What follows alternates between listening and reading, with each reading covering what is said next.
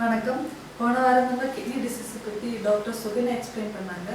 இந்த வாரம் நம்ம லிம்ஃப் எடிமா பற்றி கற்றுக்க போகிறோம். Vascular surgeon doctor Saravanan Balasan sir நம்ம கூட இருக்காரு. வணக்கம் டாக்டர். வணக்கம். லிம்ஃப் எடிமான்னு என்ன சார்? லிம்ஃப் எடிமா அப்படின்னா காலில் நீர் சேர்றது. ஸோ லிம்ஃப் அப்படின்னா தமிழில் நிணநீர்னு சொல்லுவோம். ஸோ அந்த ஃப்ளூயிட் சேர்றதுனால வர வீக்கத்தை வந்து லிம்ஃப் எடிமா அப்படின்னு சொல்லுவோம். Okay sir. இந்த லிம்ஃப் எடிமா எதனால் வருது சார்?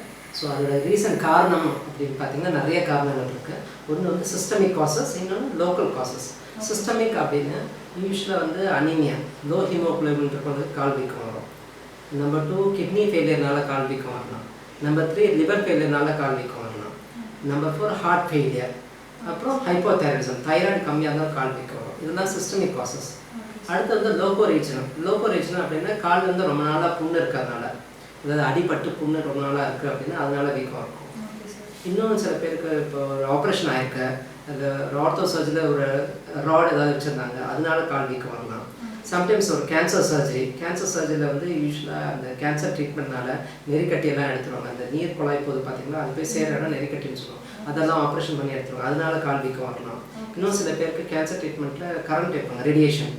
ஸோ அதனால வந்து அது அப்சக்ஷன் காசுன்னு சொல்லுவோம், அதனால கால் வீக்கம் வரலாம். ஸோ இதுதான் வந்து சில காரணங்கள், இதனால லிம்ஃப் எடிமாக்கு காரணங்கள். லிம்ஃப் எடிமாக்கான ட்ரீட்மெண்ட் என்னென்ன ட்ரீட்மெண்ட் எல்லாம் இருக்குது சார்? ட்ரீட்மெண்ட் பண்ணுறதுக்கு முன்னாடி அது என்ன ரீசன் பார்க்கணும். அதாவது ப்ரைமரியாக செகண்டரியாக பிரிக்கணும். ப்ரைமரி அப்படின்னா ஜெனட்டிக்கலாக வந்து அவங்களோட லிம்ஃபேட்டிக் வெசல்ஸ்லாம் டெவலப் ஆகிருக்காது, அந்தளவுக்கு அதில் சுருங்கி போயிருக்கும், அந்த நீர் குழாய் வந்து சுருங்கி போயிருக்கும். அது வந்து ப்ரைமரின்னு சொல்லுவோம்.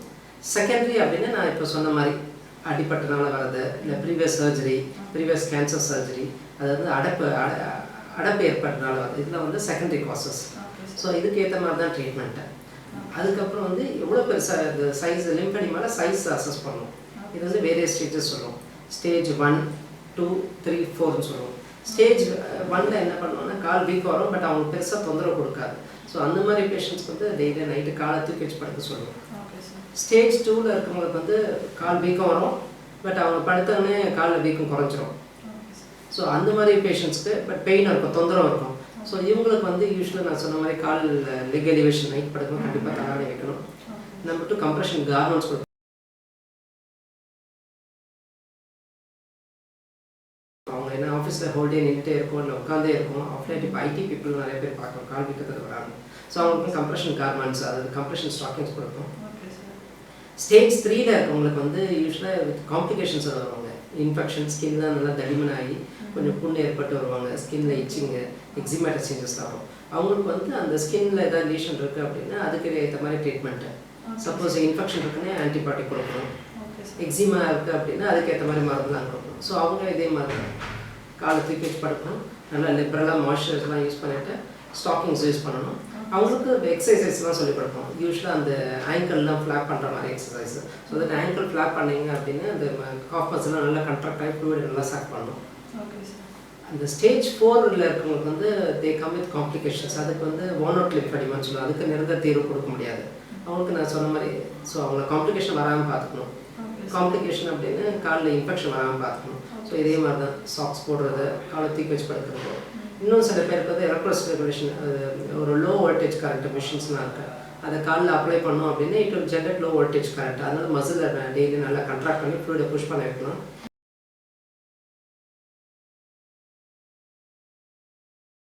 இன்னும் சில பேருக்கு பம்ப்ஸ் இருக்குது, லிப் ப்ரெஸ் மெஷின்ஸுன்ட்டு. அது ஒரு ஸ்லீவ் மாதிரி நம்ம காலில் போட்டுட்டோம் அப்படின்னா இது வந்து பம்ப் பண்ணும், கம்ப்ரெஸ் பண்ணும் காலில். அது ஒரு ஸ்லீவ்ஸு, அது ஏர் ப்ரெஷர்னால கீழே ஃபுட்டை ப்ரெஷர் பண்ணுற அமுக்கிறது, அப்புறம் லெக்கு, அப்புறம் தை. ஸோ இப்போ இந்த சீக்வன்ஸ் சைக்கிள் அந்த மாதிரி கம்ப்ரெஷன் மிஷின்லாம் இருக்குது. அது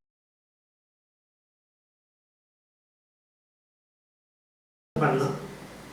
அடுத்தது வந்து சர்ஜிக்கல் ட்ரீட்மெண்ட். சர்ஜிக்கல் ட்ரீட்மெண்ட் அப்படின்னா ரொம்ப இன்ஃபெக்ஷனாக ஜாஸ்தியாக இருந்துச்சுன்னா அந்த இன்ஃபெக்ஷன் எடுக்கிறது ட்ரீட்மெண்ட். நம்ம மட்டும் காலெலாம் தடிமனாக இருக்குது அப்படின்னு அதை மொத்தமாக நம்ம ரிமூவ் பண்ணுறது, இதுதான் சர்ஜிக்கல் ட்ரீட்மெண்ட். இப்போது லேட்டஸ்ட்டாக பார்த்தீங்கன்னா லிம்ஃபோவீனஸ் அனஸ்டமோசிஸ்னு பேர். அந்த பாதையில், அந்த நீர் குழாய் போகிற பாதையில் அது பக்கத்தில் இருக்க வெயின்ஸ், அது மல்டிபிள் பிளேஸஸில் வந்து அதை சேர்க்குறது அனஸ்டமோசிஸ் சொல்லுவோம். ஸோ இதில் வந்து latest treatment surgical treatment for இந்த லிம்ஃப் எடிமாக்கு. லிம்ஃப் எடிமா அதுக்கான ப்ரிவென்டிவ் மெத்தட் என்னென்ன இருக்குது sir? So preventive patient has to walk. நம்ம நடக்கும்போது காப்பர்ஸில் ஆட்டோமேட்டிக்காக பம்ப் பண்ணும், நல்லா ஃப்ளூயிட்லாம் சக் பண்ணும். நம்பர் 2 நைட் படுக்கும்போது கண்டிப்பாக அவசியம் அவங்க தலானி வைக்கணும். ரொம்ப இம்பார்ட்டன்ட் கம்ப்ரெஷன் கார்மெண்ட்ஸ். இதெல்லாம் வேலைக்கு பார்க்கும்போது காலை நல்லா மாய்ஸ்சரைஸ் போட்டு கம்ப்ரெஷன் கார்மெண்ட்ஸ் போடணும். ஸோ இதெல்லாம் தான் prevention treatment. Okay sir, thank you sir. Thank you ma'am.